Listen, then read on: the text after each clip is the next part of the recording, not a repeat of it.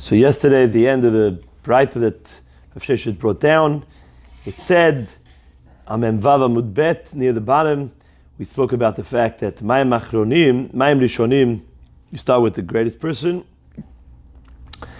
and Mayim Achronim, by the way, that halakha, Mayim Rishonim goes to the first person, is when each person is going to make his own bracha for himself, so we don't make him wait, and we bring him his own table and he makes his own bracha first.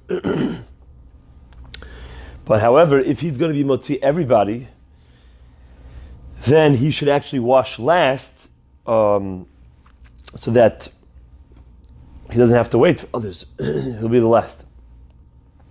Then we had halacha that Mayim Achronim, if there are 5 people, we start from the greatest person. Why? So I don't know if we explained it yesterday, so that he has time to look over the Birkat Hamazon, and it takes about 4 people's washings for him to look it over. So therefore, you start from him, and whoever you start with is the one who's mivarech. So now he has time to look it over.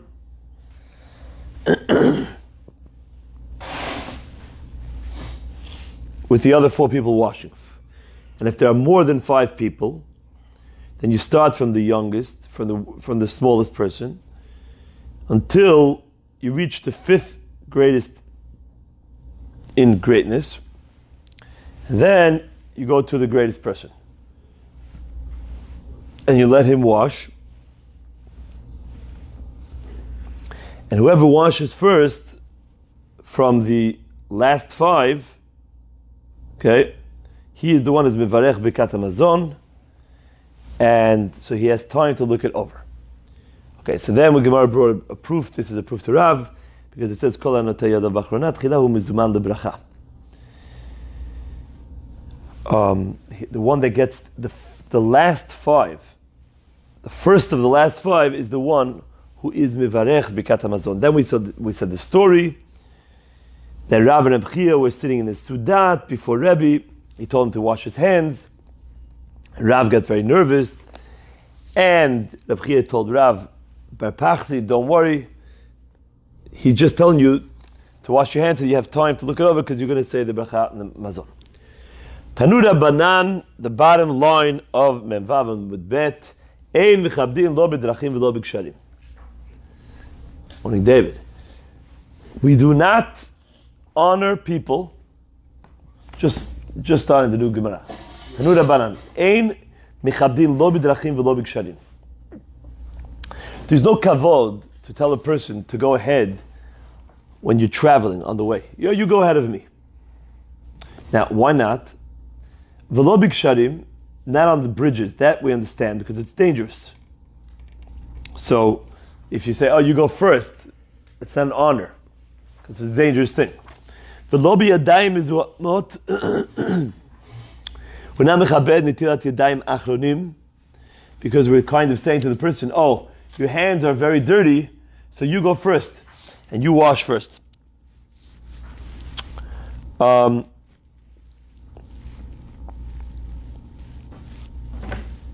The reason why we give, when we have more than 5 people, right? Or we have 5 people, we give him first, the one that's mevarech. It's not as an honor, but it's rather to be able to look over the Birkat Hamazon. And that's why we give the first person the honor to say Birkat Hamazon, because he's the one that had the time to look it over. So whoever we want to be mechabed with Birkat Hamazon, we tell him to wash first, so he'll have that time. Okay, but it's not really an honor in the actual washing. It's not an honor, because you're washing to get rid of the zuhama, the sweat, and all the dirtiness off your hands. Now, what was the reason for not being mechabed bidrachim? So there are different pshatim in the Rishonim. Some say it's specifically in a city, because it gets very trafficky that way. And we don't want to disturb the normal flowing traffic. So if I say to you, you go ahead of me, and he says to him, go ahead of him, So everybody has to stop for each other, stop the traffic, let it just flow. That's one pshat. And the other pshatim from the Rishonim are specifically when you're traveling from one city to the other, because people have to get somewhere, and they're in a rush. So it's not derech eretz to delay and tarry and make sure everybody has to wait when they're in a rush for this kavod. That's the reason why you don't have to be mechabed on the roads. And Tosafot says, therefore, the bottom Tosafot, that's only if you happen to meet somebody that's more chashuv, so you don't have to stop and ask him to go ahead.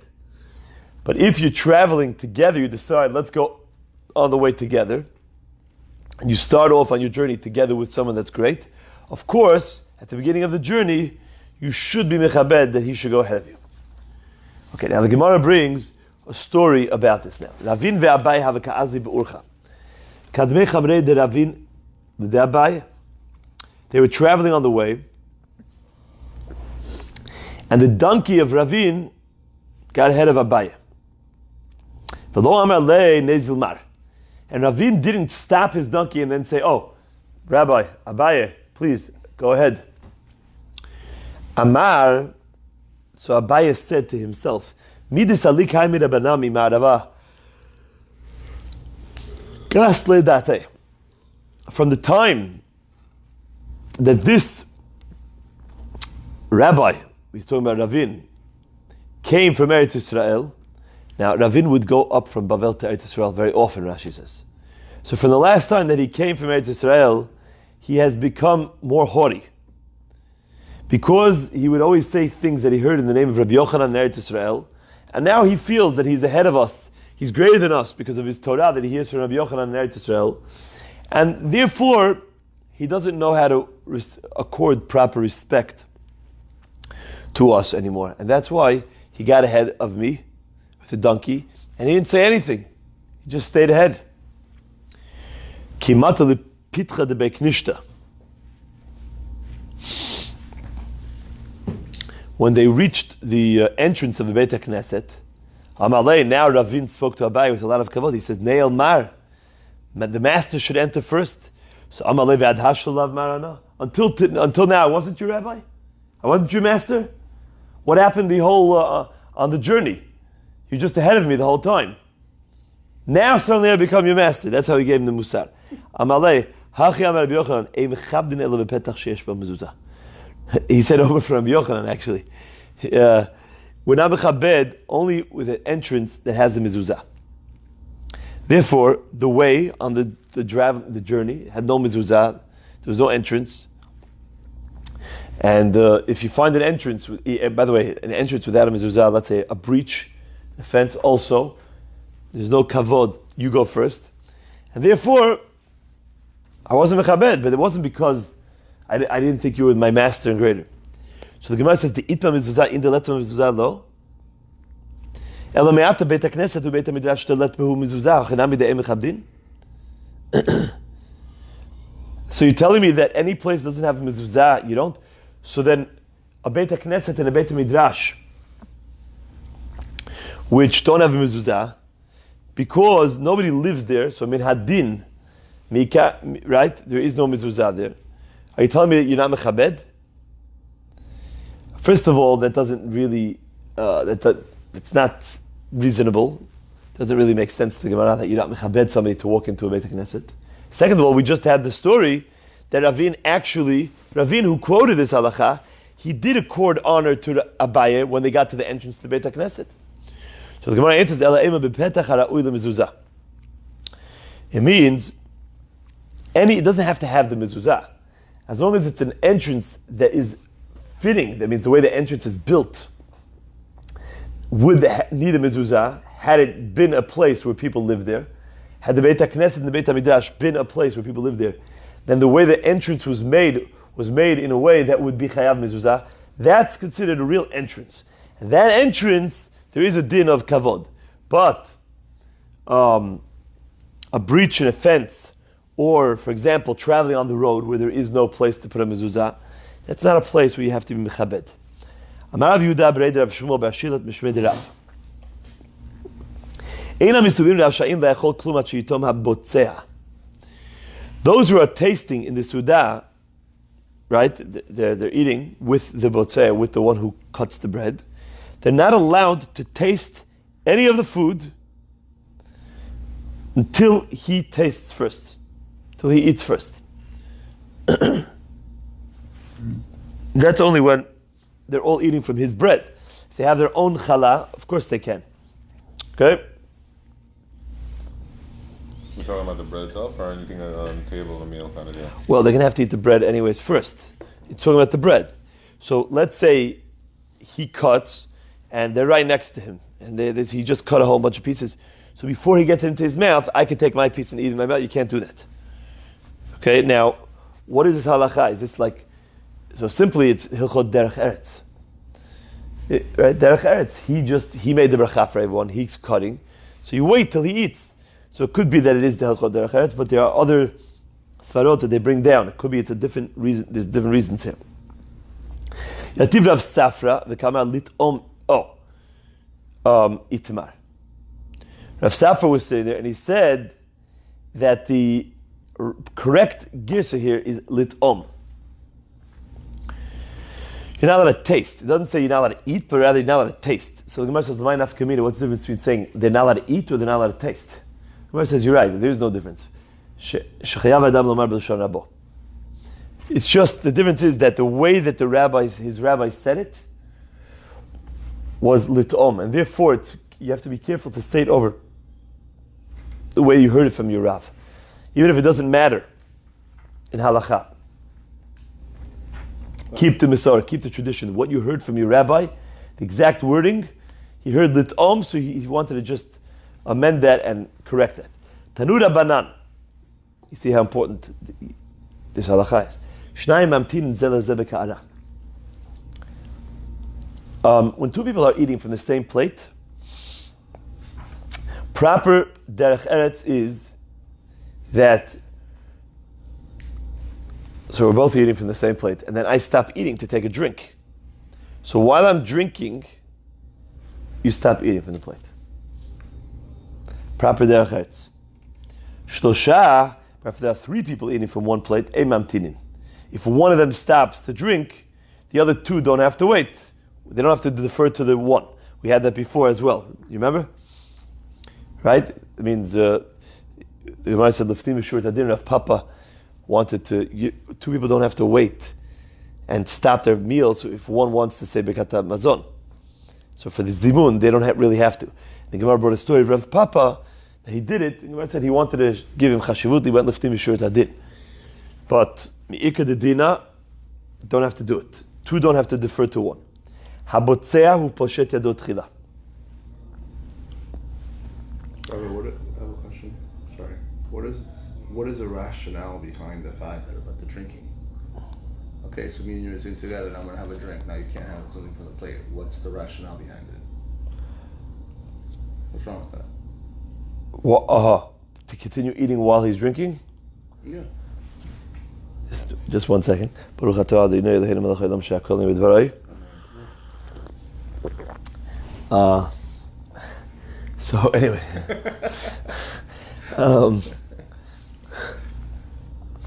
I think that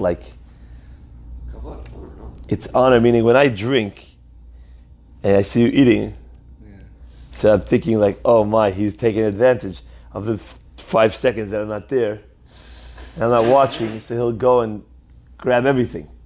So I get maybe, even if you don't do that, but it's, I'm uncomfortable maybe. I don't have the same much advantage over it. So you say, oh, you're not ready to eat. Or maybe it's just simply, you're not ready to eat yet. I'll wait for you. We're eating together. This is not just everyone taking for himself. It's a suda together. I don't know how to describe it. It's a feeling. It's more of a sensitivity. I can't really express it properly. But maybe you could try it with somebody. And maybe you'll be able to feel it. You see, make some popcorn and eat it together with the person, and then give it a drink. And then when he takes a drink for a while, Watch, what do you feel like when you keep eating? I can understand that. You understand? That's what I think it is. But I want to flip it and say, why are you so into the whole food thing? It's not It's not about the food, it's about derech eretz for the other person. okay. That's what I think. I don't know exactly. Okay. Now, habotzeya, the one who slices the bread to be motzi others, hu poshet yadot chila. Okay? He takes from the plate first, which means from the dips. Even if he's the youngest person in the chabura, but let's say he's the owner of the home, so he was the one that cut first, so therefore he gets to get the dips for the bread first. Now, we said before that you're not allowed to eat until he eats. So what's the chidush over here? Chidush is, I think this is already after. He already tasted. Now everybody else can take the bread. But now, how did they eat their bread? The next bite, right? After they put it into the salt. Now they would eat the whole bread with the lapet, with the lefet, with the dip. So that dip should be passed to him first. This is a halacha. This is a huge kiddush. It's a chiddush? I think it's a kiddush.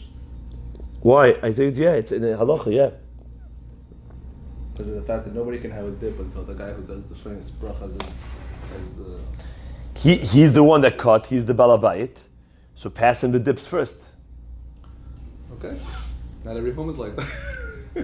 So that's a finish. And David always gets to... They always take away the dips from him. The balabayit, doesn't the balabayit get first? I don't know if I'm beach row. It's a different group. This is in Iraq somewhere over here. It's not Northern Beach. It's in Baghdad. So, maybe that's what they do here. Maybe this is what you mean. That if you want to give somebody else the honor, or someone that's greater than you, then you could. You're like, please. What? She's greater than you? No, I'm not saying that. Or she's your master? No. No, you're saying stam. It's interesting, the lashon over here, it says, Lirabo olamisha gadol emenu. It doesn't say, kavod lemi sherotzeh harashut biyado. Actually, to whoever he wants. It says, I don't know. I don't know. So your rabbis, if you have a rabbi who's doing the table. Yeah. Harashut biyado, you could, you don't have to. Okay. Rabbi Barbachana have a osik le'levrei b'Rav Shmuel b'Rav Ketina. So Rabbi Barbachana married off his son to the household of Rav Shmuel b'Rav Ketina. Kadim v'yastiv, and before the Nisuin party, before the wedding, he sat with him, v'kamatni le'levrei, and he taught his son, Ein abotzei rashay levtoa ad sheich le'amei mipi ha'onim. Okay? Why? Because by the Sudah of the Nisuin, who gets to cut the bread? The Chatan. So beforehand, he wanted to teach him this Braita. Since he's about to start doing this by the Nisuin and have his own home, so he wanted to teach him the halachot. So he told him, the Botzei is not allowed to cut until Amen has been finished being said by all the ones who are answering, and he's being Motzi. Now, what is the reason for that? So the reason is, Rashi says, because the Amen is part of the bracha. The praise of Hashem is not just that I said He's Motzi Lechem min haaretz. It's when all of you say Amen, that's true. So basically you're second, right? You're saying it again. The bracha. And therefore I have to wait till and the halacha it's another halacha that we learned before, that you have to finish the bracha before you fit the slice, right? I can't say, but we learned this. Baruch atah Hashem motzi lechem min haaretz, already cutting. You have to cut only after the bracha. So here too, the bracha only ends after the amen. So the end of the bracha is amen. After amen, I can begin slicing it. Okay? Chisda said, you don't need to wait. Let's say there's 10 people there, and 8 of them said amen, and 2 of them are still in the middle of saying a long amen. You don't have to wait for the last 2. Or sounds like even 6 and 4 here. Are you keeping score? You're looking around everybody to make sure to say amen? Right, you're not really keeping score, but if it's pretty obvious that everybody finished, you hear like one big amen, and then there's 2 guys there, you still hear them saying a long amen, you could start slicing already. So the question is, why? 1 second. They're praising, they're part of the bracha too, right? They're also saying amen. And you're not allowed to slice until the end of the bracha. So what, they're nothing? Why, when the majority hasn't yet finished saying amen? Are you not allowed to begin to cut because the bracha has not yet been finished? And when there's 2 or 3 people left, that's also the bracha hasn't been finished because they haven't finished. So why do you only wait for Rov?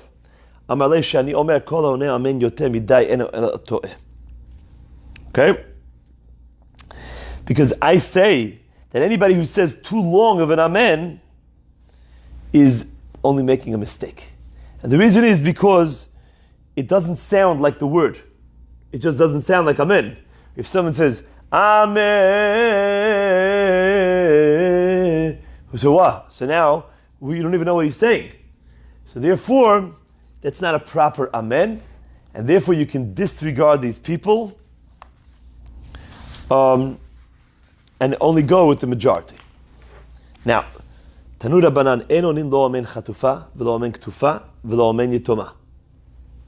What are these 3 things? You're not allowed to say chatufa means that you grabbed it. You grabbed the amen so fast that you didn't say a proper ah. You said amen. Amen. So what happens if you say amen? The aleph turns into a shva and not a kamat, right? V'lo amen kitufa, not a cut off amen. Let's say you don't say the last nun. Amen. Say it so fast that you don't get the last letter. V'lo amen yitoma. It means an orphan amen, which means without hearing the bracha. So Rashi asks right away, really? What happened to that great synagogue in Mitzrayim in Alexandria? The Gemara in Sukkah says that they weren't able to hear the Chazan. So whenever the Chazan finished the bracha, they would wave flags. Everybody would know, to say amen right then. So over there, you didn't hear the bracha. So why isn't that an amen yitomah? We just said orphan amen is when you don't hear the bracha. So he says, because there in Alexandria, in Egypt, they knew that someone just said a bracha, and they actually knew which bracha it was. They just didn't know when it was, so the flag let them know now. But they were following, they knew exactly what it meant, the flag. There was someone just said a bracha, and they knew what bracha they were answering to. But if you don't know what bracha you're answering to, you didn't hear it, and the guy goes, so you say, amen, I'm sorry. That's not correct, because you didn't hear the bracha. Or if you see other people saying amen, and you join them, and you don't know what bracha it is, that's also not correct. Now, Yehesh merabam varach or modim, so you know exactly what you're answering to. If people are saying Yehesh merabah, you walk in, so you know exactly what he said before that, for the response to Yehesh merabah. He said, Yitkadav yitkash b'almad v'rach. He said, so you know you're answering to. If you see everybody, you walk in there, you see everybody saying modim. So of course you have to join them, so it shouldn't look like you're being kofer. But besides that, you can answer because you know what he just said, if everybody's saying modim. But just a random amen, you don't really know what it belongs to, that's amen yitoma, and you don't say it.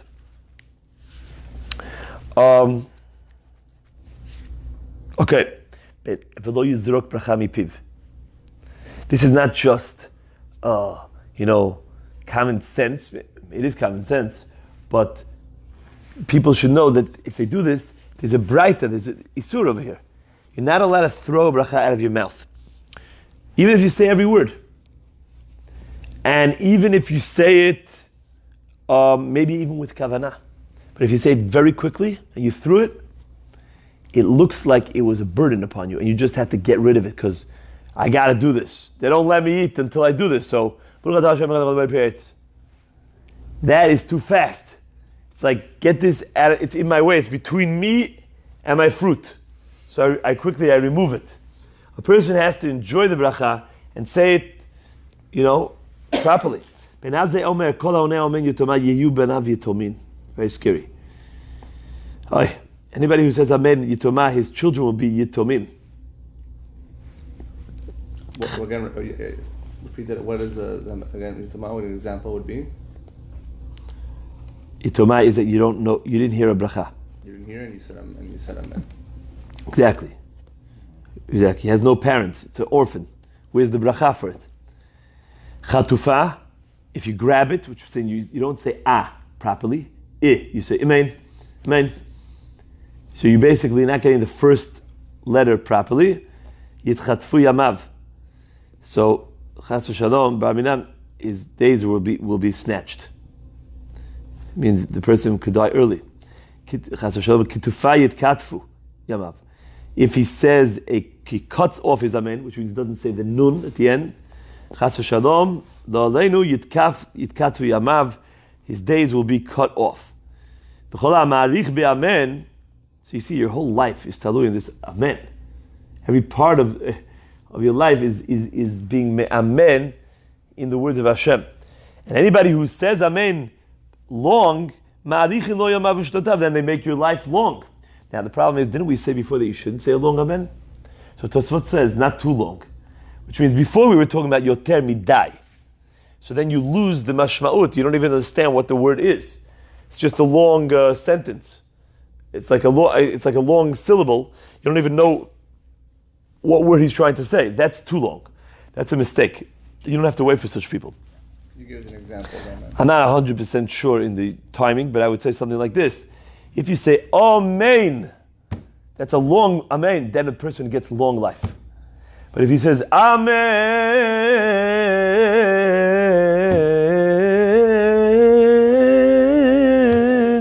so what are you doing? That's a mistake. Ones that they go, Amen. I don't know. I think that's fine. I don't know.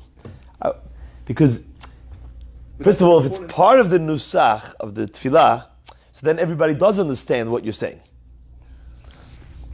And we do it together, so of course everybody knows what you're in the middle of saying. You're in a Beit HaKnesset and everybody's answering together with that tune. Amen. We do that by Ashkenazim on Rosh Hashanah Yom Kippur. That's the tune. Yeah, that's fine. But that's one word you're saying, but if you draw it out very long, little kids do that a lot of times in my house. The kid, if a kid wants attention, so after the bracha of Hamotzi, they don't end the amen. They go for like a minute straight. That's eno ela to'eh. That's a childish thing. Fine. Yeah. I'm just saying, it's such an important thing. There's no Rashi goes, no longer than 5 seconds, no longer than 3. It's not like a whatever. It's not, you're talking about lengthening your life. You're talking about shortening your life. A little bit more. There's nothing. Well, if you make it too long, there's no punishment for that one. The long amen just says that it's a mistake. If you make it proper, if you do it too short, that says clearly those come with the terrible consequences. That is pretty clear. But for example, you said about the long, amen, whatever. Yeah. Right. So how do you know that's not long enough, or that's? Here. I don't know exactly.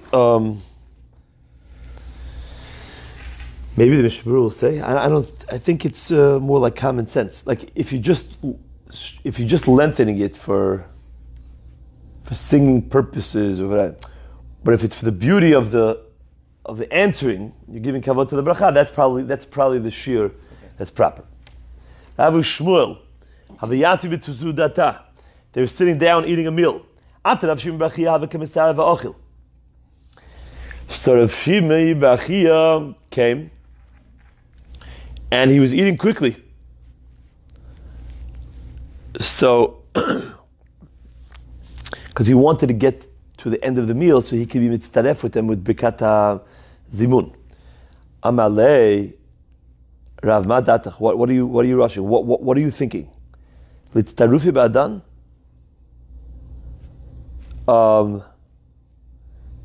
You want to join us for Zimun? Anan achil nalan.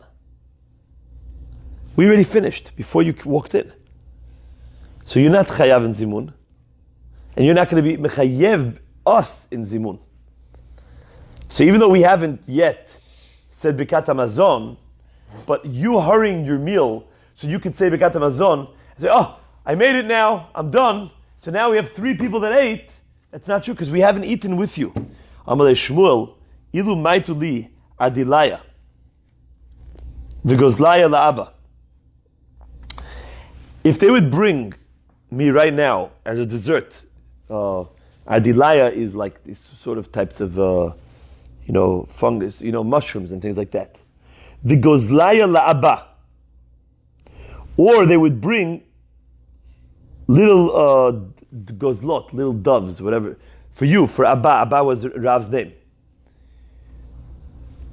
which are very, very precious, very delicious foods. Milo achlina, would we not eat them? So we would eat them, right? So if we would eat them, that means we haven't yet taken our minds off the Su'udah.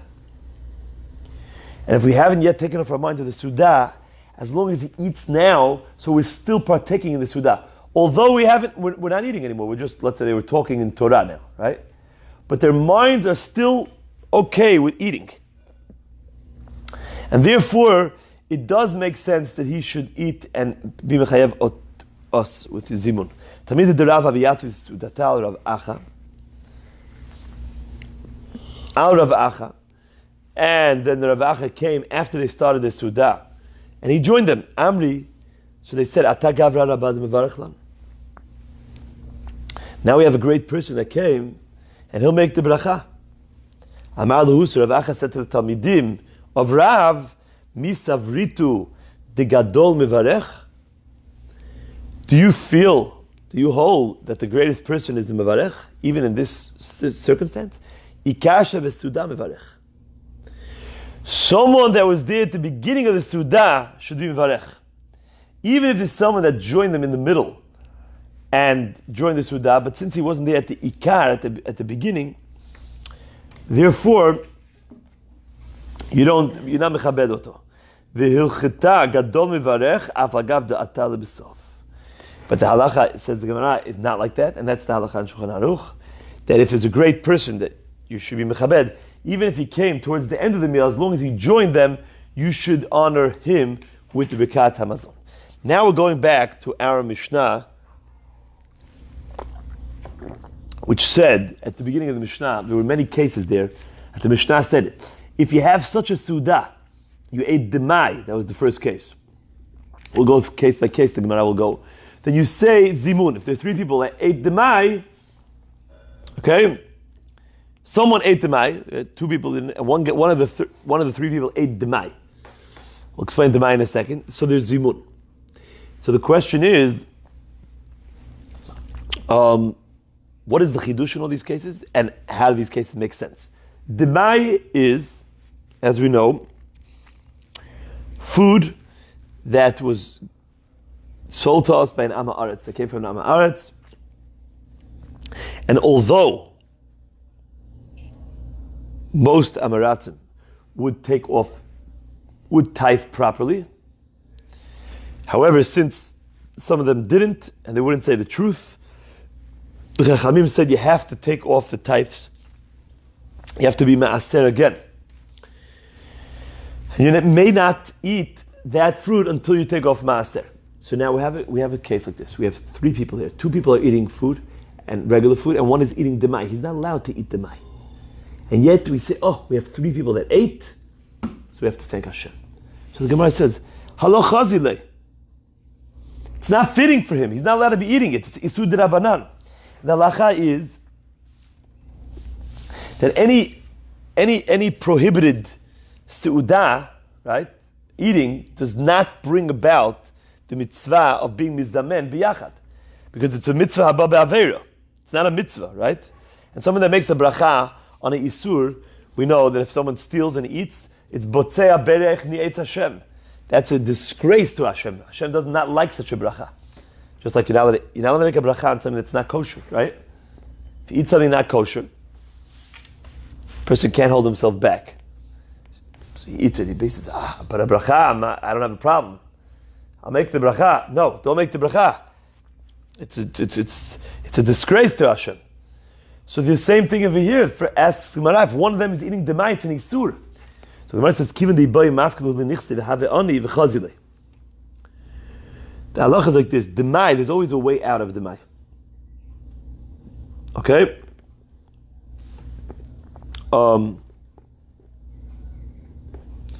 What's the way out of the demai? The way out of demai is like this: aniyim are allowed to partake in demai. This isur, the Chachamim said you can't partake in this food unless you're a me'aser, is only for someone that has money. But if you're a poor person, then they just fell back on the majority of the Amaratzim that did take off Maaser. Midoraita, it's okay. So they fell back on the Doraita. So the Gemara is saying, really every wealthy person can really partake in the Demai. Why? Because like this, he can partake. He just says, all my assets belong to no one, are ownerless. At that moment, a person is able to turn himself from a wealthy man into a pauper. That's all you have to say. So since really he has access to this food, the food is accessible. Although he didn't really do it, it needs a little bit of an explanation here. So it was asur when he ate it, but really it's more accessible, this food. Therefore, the Chachamim allowed us to have a zimun on this type of food. The Tanan, ma'achilin et'aniyim demai, v'tachsanya demai. Like it says in the Mishnah, you're allowed to feed aniyim demai, and achsanya is the soldiers of the king. We had this before. When they return from the war and they're passing through the city, there's a responsibility for the citizens of the city to feed these Jewish soldiers. And these Jewish soldiers are basically very poor because they need to come onto the city. They're allowed to eat demai as well. So, the Amar Rav Huna, Tana Beit Shammai Amrim, Ein ma'achilin et anim ve'et chasanya demai, that we're not allowed to feed them demai. But we don't pass like Beit Shammai, we go like the other mission that was mentioned, which is Beit Hillel's Shita.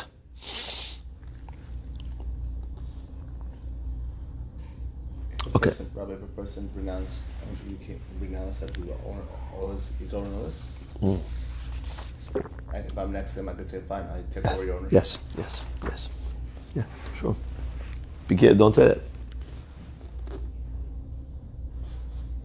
That's all you need to make something hefker. Let's say this cup of tea. Can I make it hefker by saying hefker? Yeah. So why can't I do that to 1,000,000 cups of tea or $1 million? I could do it $1. I could do it to a lot. Okay. Anyways, Rabbatai, we have to start moving a little bit because the next shir already starts from Amud Aleph, so I have to get there. Maaserish, otherwise there's going to be a little gap there. Okay, the next case in the Mishnah that said you're allowed to make Birkat HaZimun is Maaser Rishon Shenitlat Trumato. Now, Maaser Rishon goes to the Levi, the first tithe. First Maaser. And you took off the Truma.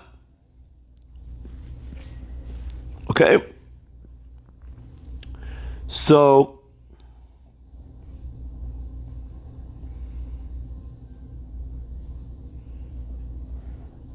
everybody know the halakha? First comes Teruma. Teruma, according to the Chachamim, is a 50th. Okay, 2%. If you have 100 bushels, two of them go to the Kohen. Midoraita, you can give him one kernel. Midorabanan, 1/50th, 2%. After that, you give a 10th to the Levi. Okay? Now, the Levi now has a halakha that he has to take Maaser from the Maaser, a 10th of his 10th, and make that Teruma to the Kohen. So we call that, by the way, that 10th of the 10th, we call it Maaser Mina Maaser, but more commonly known as Terumat Maaser. Okay? So now we just spoke about two different Terumot that go to the Kohen. The first one is called Teruma Gdola, that the Yisrael gives the Kohen. But then the Levi has to give, and that's just 2%. But the Levi has to give 10% of what he receives. It's like a Maaser, but that becomes Teruma to the Kohen. Okay? So now, what happens if you have Maaser Rishon that you took off Terumah?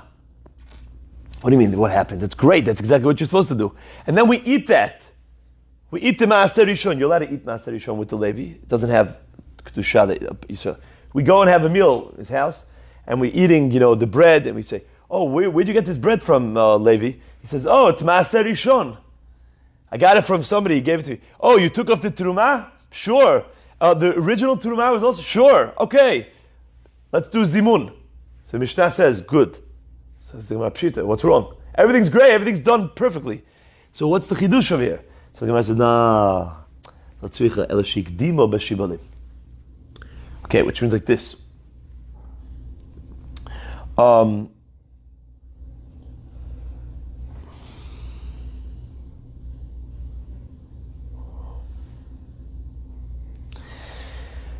When the kernels were still in the stalk, okay?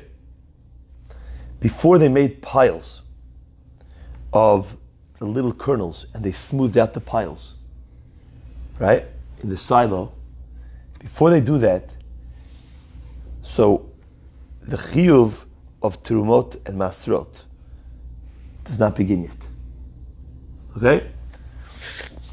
So it happens like this. It only begins after they make these nice piles. But the Levi came when the grain was still in the stalks. And the malacha, its job wasn't done yet, meaning it's all of the malacha that you do with the grain was not yet completed. V'hifrish mimenu trumat maaser v'lo hifrish mimenu truma gdola.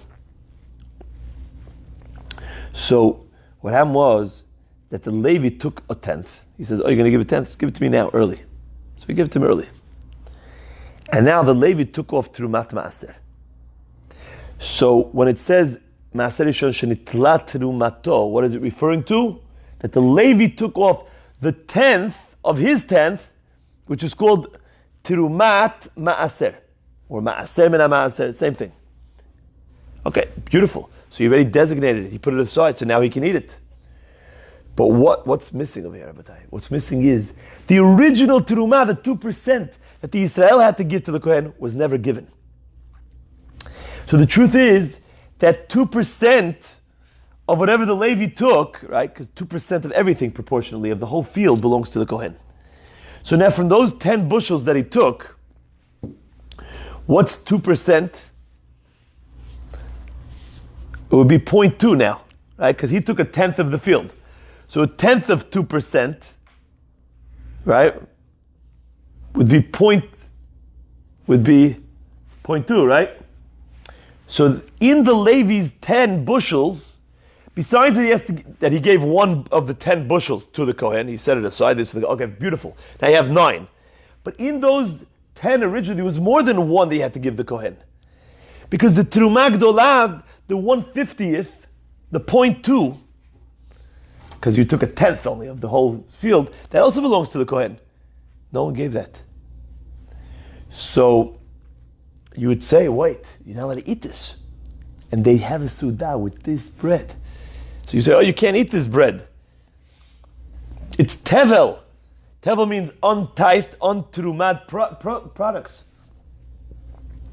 So the Gemara says, that is the chidush of the Mishnah. No problem. Why?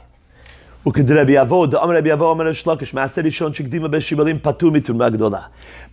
are exempt from Terumah Gdolah. The Levi will raise up the Terumat of Hashem from his tenth, maaser mina maaser, a tenth of a tenth. So the Gemara darshins, maaser mina maaser, amarti lecha. V'lo Terumah Gdolah u'Terumat maaser mina maaser.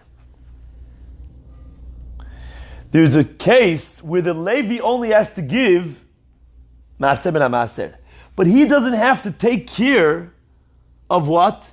Of the Yisrael's Terumah Gdolah. And why not? Because since he got it